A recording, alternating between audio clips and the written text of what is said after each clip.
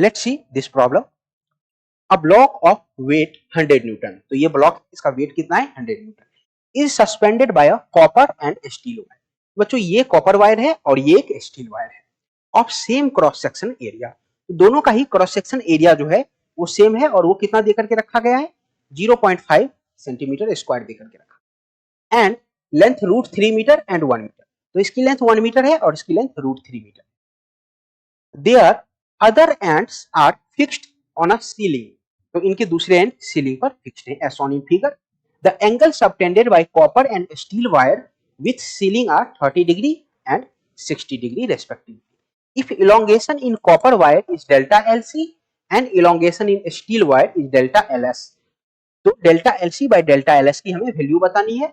Young's modulus दोनों ही wire की हमें दे करके रखी गई है। तो बच्चों पहले आते हैं इस फिगर पे।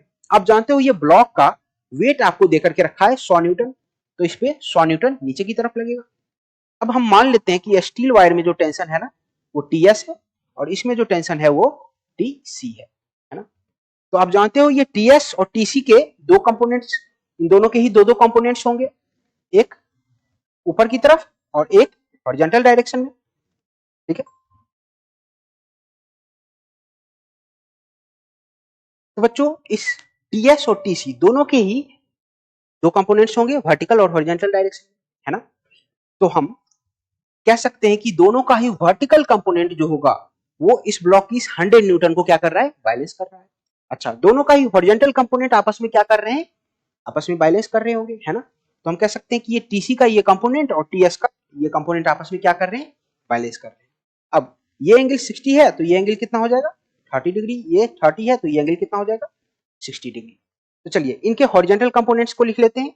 तो टीएस साइन 30 हो जाएगा, इनके हॉरिजॉन्टल कंपोनेंट कितना हो जाएगा टीएस साइन 30, है ना।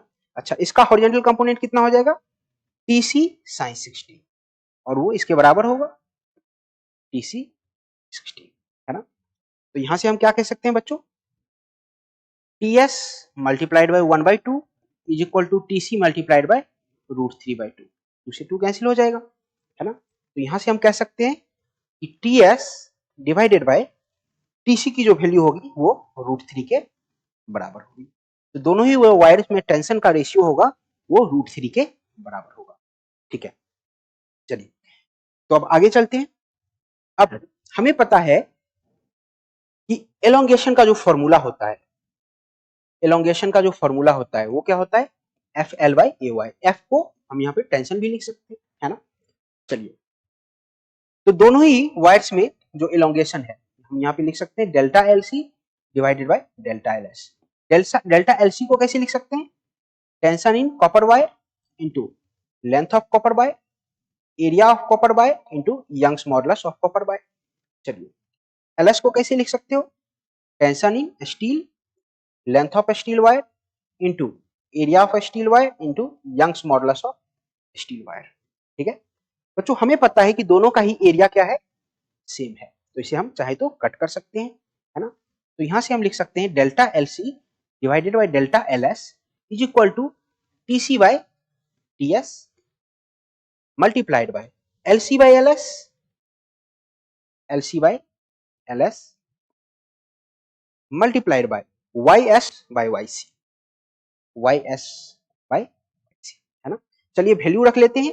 तो TC बाय TS इसकी वैल्यू 1/√3 हो जाएगा, तो this is equal to 1/√3। LC by LS, तो कॉपर की लेंथ √3 है और इसकी 1 है, तो ये कितनी हो जाएगी √3 multiplied by YS by YC, है ना, YS बाय YC। चलिए तो यहाँ पे देख लेते हैं 1 × 10⁻11, ये किसका है कॉपर का, ठीक है, और स्टील का कितना है 2 × 10⁻11, है ना। तो ये जो हो गई कि वो कितनी हो गई हमारे पास 2, दोनों को ही डिवाइड करेंगे तो कितना हो जाएगा 2, तो ये √3 से √3 कैंसिल आउट, हमारा आंसर कितना हो जाएगा 2 के इक्वल। तो बच्चों delta LC bye delta LS कितना आ गया है 2 आ गया है, तो यहाँ पे हम अपना आंसर कितना रख सकते हैं 2 के बराबर रख सकते हैं, है ना। तो जो कॉन्सेप्ट्स हमने यूज किए हैं इस क्वेश्चन में वो कौन कौन से कॉन्सेप्ट यूज किए हैं बच्चों, एक यूज किया है delta L is equal to L/AY use किया है, दूसरा कौन सा यूज किया है, इक्विलिब्रियम कंडीशन का यूज किया है। ये ब्लॉक जो है हॉरिजॉन्टल डायरेक्शन में इक्विलिब्रियम में है, तो हमने इक्विलिब्रियम कंडीशन का यूज किया है, हमने इक्विलिब्रियम कंडीशन का यूज किया है।